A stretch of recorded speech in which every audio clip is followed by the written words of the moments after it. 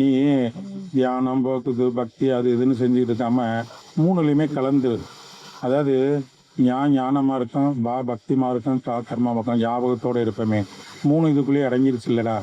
அதனால ஒன்று விட்டு ஒன்றும் இல்லை. பருத்தி இல்லாமல் நூல் இல்லை, நூல் இல்லாமல் ஆடை இல்லை, ஒன்றும் இல்லாமல் ஒன்றும் இல்லை, ஒன்றுக்குள்ளே ஒன்று தான் இருக்குது அப்படிங்கிற மாதிரி இது எல்லாத்தையுமே கலந்தது. நீ உண்மையாக என்னை ஞாபகமாக இரு, என்னை நினச்சிக்கிட்டே இரு, என்னை மனசில் நினச்சிக்கிட்டே இரு, போகிற காரியத்தை நினச்சிக்கிட்டே இரு, போகிற காரியங்கள்லாம் வெற்றி அடையும், உனக்கு சேர வேண்டிய இடத்துக்கு சேர்த்து வச்சிருவேங்கிறத பெரிய ஒரு அருமையான ஒரு நிகழ்வுகளை வந்து சாமி நமக்கு சொல்லி கொடுத்துருக்காங்க. அந்த விஷயத்தில் எல்லாருக்குமே நம்ம அதில் வந்து சத்தியமும் இருக்கணும், நிச்சயமும் இருக்கணும். பிறரோட மகிழ்க்கு மகிழ் அப்படிங்கிற மாதிரி அதில் வந்து நம்ம பிறருடைய சந்தோஷத்துலேயும் சரி, எதுலேயுமே சரி, நம்ம வந்து அவங்கள துன்பப்படுத்தியால் வந்து நம்ம ரசிப்பதை காட்டிலும் அவங்கள மகிழ்ச்சி, அந்த மகிழ்ச்சியை நம்ம கண்டு அதே மகிழ்ச்சி அடையணும் அப்படிங்கிற சில விஷயங்களையும் சொல்லி கொடுத்து, இந்த பக்தி மார்க்கத்துலேயும் சரி, எந்த மார்க்கத்துலேயும் சரி, நீ எதுவாக இருந்தாலும் சரி, ஒன்றையை நீ கடத்தேற பார்க்கணும், பிறரை கடத்தேறதுக்கு வழியும் சொல்லு. அந்த விஷயத்தில் வந்து நம்ம யாரும் பின்வாங்கிடக்கூடாது.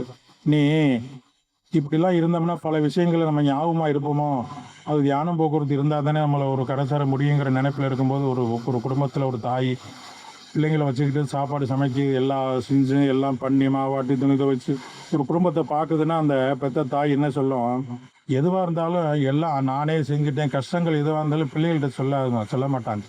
எந்த கஷ்டம் இருந்தாலும் நான் ஏற்றுக்கிறேன், நீ எப்பவும் போல் நீ நியாயமாக ஒழுக்கமாக இருக்கணும் அப்படிங்கிறதான் அவங்க எதிர்பார்ப்பாங்க. நீ பேரும் புகழோட வாழணும், நீ எதுவும் கொண்டாந்து எனக்கு தரணும் அப்படிங்கிறதெல்லாம் அந்த தாய் நினைக்காது. அதுபோல் நம்ம இறைவனாகப்பட்ட சச்சிதானந்த சத்குரு சகலத்தையும் உனக்காக நான் எல்லாம் செஞ்சு வச்சுருக்கேன், தியானமாக இருக்கட்டும், போக்குவரத்து, எல்லா விஷயங்களுமே உனக்காக எல்லாம் செய்யப்பட்டு எல்லாமே ஏற்கனவே முன்னாடியே செய்யப்பட்டு உள்ளது. நீ நினச்சிக்கிட்டு இருந்தால் போதும், மித்ததெல்லாம் நான் பார்த்துக்கிறேங்கிறத ஒரு அழகான ஒரு விஷயங்களை நமக்கு சொல்லி கொடுத்துருக்காங்க. அது மாதிரி நிறையா சாமியோட விஷயங்களை வந்து அவர் சொல்லுவார். கேப் மரத்துட்டேருந்து பக்கத்தில் வந்து நின்றுட்டு இருந்தாங்க. அப்போ இந்த மழை பெஞ்சு இந்த தண்ணி ஓடைகள்லாம் அப்படியே அமைஞ்சிருச்சு, இந்த டயரெல்லாம் போய் இருந்துச்சு. சாமி இதெல்லாம் மட்டப்படுத்த முடியுமா அப்படின்னாரு. சரி மட்டப்படுத்துறேன் சாமி அப்படின்னோடனே கீழே உட்காந்து இந்த மண்ணெல்லாம் அப்படியே மட்டப்படுத்தி இந்த டயர் போன இதெல்லாம் பிரிங்கி எப்படி இருந்தது எல்லாத்தையும் மட்டப்படுத்தி எல்லாம் சரி பண்ணிக்கிட்டு இருக்கும்போது ஒரு 2 மணி இருக்கும். இவங்கெல்லாம் வந்து சமைச்சிட்டேன் சாமி சாப்பிடுவாங்கன்னு கை சாடை கும்பிட்டாங்க. இப்போ சாமி சொல்கிறாரு, நான் சாமிகிட்ட போயிட்டு வரேன் கூட சொல்ல, எல்லாம் ரெடி பண்ணிட்டேன், எந்திரிச்சு போகலாமான்னு கேட்குறதுக்கு மாதிரி, ஏன்டா நல்ல வேண்டாம் நல்ல இடத்துல இருக்கும்போது ஏன்டா ரோட்டுக்கு போகிறோன்னு நினைக்கிறேன் அப்படின்னாரு. ஏன்னா அவங்க சாப்பாடு கூப்பிடணும்னு சொல்லி அங்கேயே சைகை காமிச்சிக்கிட்டு இருக்காங்க. சாமி அவர் அங்கே நடந்துக்கிட்டு இருந்தார், கரெக்டாக சொல்கிறாரு. அப்போ அவர் என்ன சொல்கிறாருன்னா, நினப்பும் பொழப்பும் வந்து கரெக்டான இடத்துல இப்போ சாப்பாட்டு நினப்பு வந்துடுச்சு, இது சாமிகிட்ட இருந்தது போதும் அப்படிங்கிற தீர்மானத்தை நீ கொண்டாந்துட்டியாங்கிற மாதிரிலாம் ஒவ்வொரு விஷயத்துலையும் வந்து நம்மளை வந்து தெளிவாக வந்து பக்கத்தில் இருந்து ஒவ்வொன்றையும் சொல்லி சொல்லி சொல்லி சொல்லி நம்மளுக்கு வந்து பண்ணியிருக்காங்க. இன்னும் எத்தனை பேருக்கு நிறைய விஷயங்களை சொல்கிறாங்க. அதெல்லாம் நாளைக்கு சொல்லலாமா பண்ணலாமாங்கிறதெல்லாம் கூட அவங்க நாளைக்கு நம்மள்ட்ட எதிர்ப்பு தெரிவிக்கலாம் கூட சொல்லலாம். ஏன்னா இது வந்து நமக்கு இனிமேல் கொண்டும் நம்ம இதில் வந்து, ஏன்னா எல்லாரும் நம்ம பயன்பெறணும். மகானை எண்ணி நம்ம வந்து எல்லாரும் ஏமாந்தோம், இது வந்து ஒரு ஏதோ நிகழ்ச்சி நடத்துகிறாங்கிற மாதிரிலாம் நினச்சிடக்கூடாது. சரியான இடத்துல சரியான ஒரு நேரத்தில் நம்ம இதெல்லாம் நம்ம தெரிஞ்சுக்கணும். காலங்களும் நேரங்களும், ஏன்னா இது நமக்கெல்லாம் யாருக்கும் பர்மனெண்ட் கிடையாது. இன்றைக்கி காலையில் பொழுது விடியுமோ நமக்கு நிச்சயம் கிடையாது, அடுத்த நிமிஷம் நமக்கு நிச்சயம் கிடையாது. அதனால் நம்ம பார்க்க வேண்டியவரை பார்த்துட்டோம், பேச வேண்டியதை பேசிட்டோம், யாரை இறுக்கி பிடிக்கணுமோ அவங்களை இறுக்கி பிடிச்சிக்கணும். சாமியோட நம்மளாம் நீங்கள் தியானம் பண்ணுறோன்னா செய்கிறீங்க இல்லைங்கிறத காட்டலாம், சாமி வந்து எல்லாமே அவர் கடை தேர்ந்து அவரை வழி பண்ணி வச்சுருக்காரு. அவர் கூடவே நீங்கள் வந்துட்டீங்கன்னா கூட மித்ததெல்லாம் அவர் சாமி பார்த்துக்குவார். அவர் எங்கே சேர்க்கணுமோ அவங்க சேர்த்து விட்ருவாங்க. அதனால் எல்லோரும் நம்ம ஒன்று சேரணும். எல்லோரும் இந்த பயணத்தில், ஏன்னா சாமி சொல்லியிருக்காரு, இந்த 2 ரோடு ஃபுல்லாகிடுச்சுன்னா இன்னும் 1/2 ரோடு தான் இருக்குது.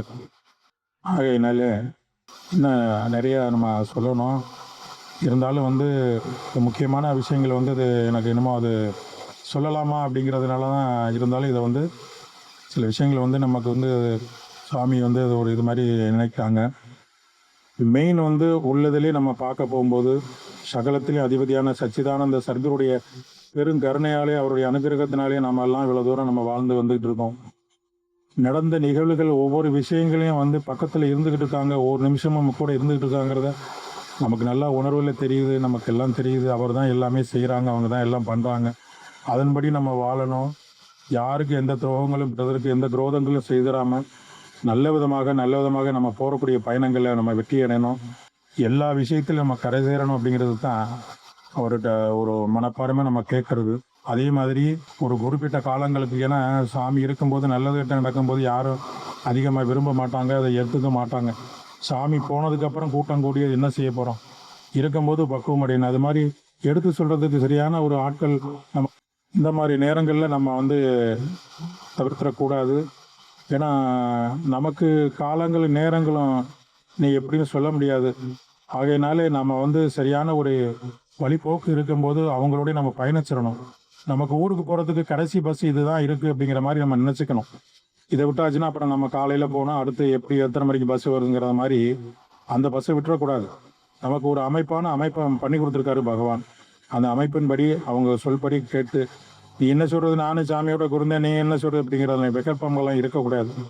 அதனால நமக்கு சாமியோட இருந்து எல்லாம் பண்ணுறாங்க செய்கிறாங்க அப்படின்னாக்க அதன்படி நீங்கள் படிக்கலைனாலும் சரி, சத்சங்கத்தை தினந்தும் அவர் சொல்லக்கூடிய ஒரு விஷயங்களை கேட்டு புரிஞ்சாலே, காதால் கேட்டாலே போதும்.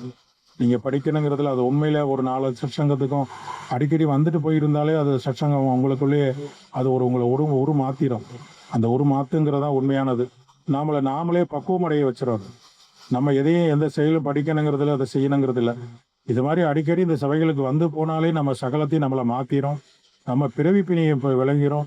வெறும் பாக்கியத்தைங்கிறது நமக்கு வந்து இந்த உலகத்திலிருந்து நம்ம மீண்டும் பிறவிகள் வேணுமா வேண்டாமாங்கிறது முதல்ல எல்லாமே அவர் பண்ணிக்குவார். அதை கூட நம்ம ஆசைப்பட்டு கேட்டக்கூடாது. எனக்கு இந்த பிறவி வேணும், எனக்கு மோட்சத்தை கொடு, என் ஞானத்தை கொடு, எதையுமே நான் உன்னை நினச்சிக்கிட்டு இருக்கணும், அந்த இடத்த எனக்கு கொடு, இதெல்லாம் அவர் பார்த்துக்குவார்.